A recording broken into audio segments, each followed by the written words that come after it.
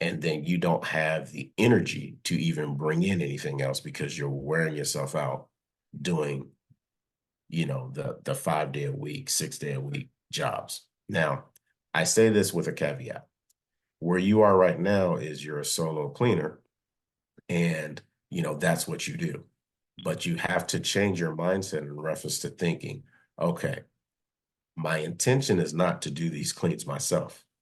The intent is to get the jobs and be able to sub them out to somebody else in order for them to do it.